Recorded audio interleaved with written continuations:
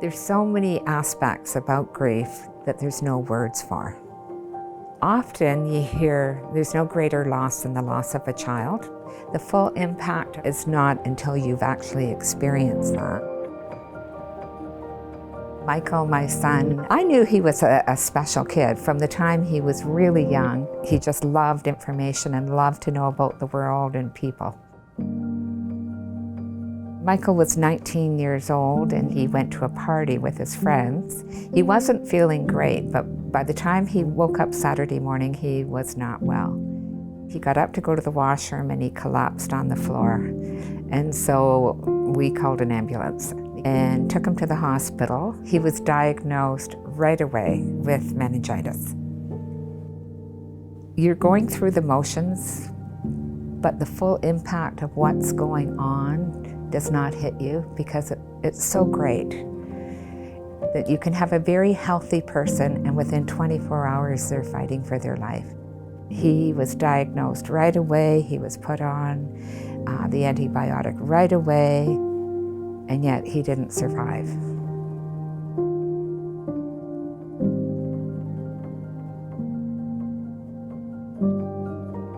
There are many causes of meningitis, which is an infection of the spinal cord and the lining of the brain. Meningococcus is one bacteria that causes meningitis. Certain members of the overall family are more likely to cause disease. We have vaccines against A, C, Y, W135, and B. Those ones we know are pathogenic, and we want to prevent them. The disease is spread person to person as we talk and speak and sneeze. Certain age groups are more vulnerable, young children, older people, people whose immune system is compromised. Although it is uncommon now in Canada, the disease, if you get it, can be life-threatening. In the routine programs, all provinces are immunizing against meningitis at a year of age, and that's the C, vaccine. And then in routine programs, the next opportunity for vaccination is in adolescence, and that is usually now a 4-component or quadrivalent vaccine. So they'll get C again, then A, Y, and W135. Not all 5 types are covered. For B, families would have to pay for that themselves because it's not covered in public health programs.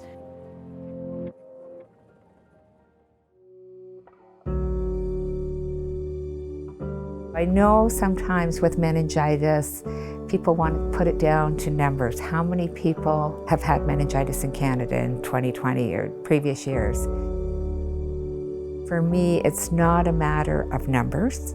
It's a matter that this disease is so overwhelming that it can devastate a body within 24 hours and it can affect an entire community. This is vaccine-preventable. As a parent, we undertake all kinds of preventative measures to keep our children safe. Helmets for their bicycle, special car seats, and this is just one more. Immunization is a very safe and effective way to protect your child against these serious illnesses. Our prevention of any vaccine-preventable disease, our ability to keep it at bay, is because we continue to immunize. So it's very much a social contract. If we stop immunizing, we're at risk again. We're not eradicating these diseases.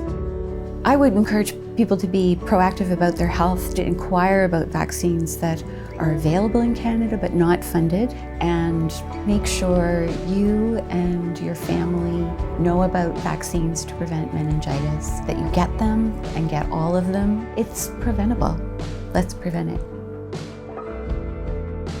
No parent wants to be sitting here where I am now, a mother who's lost her child. And so the simplest solution is to find out what meningitis is all about and get their loved ones vaccinated.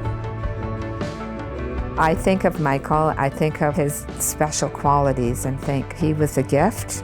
His time was only 19 years and he had an impact. He still continues to have an impact on me. I know he would want me to educate people and to help people.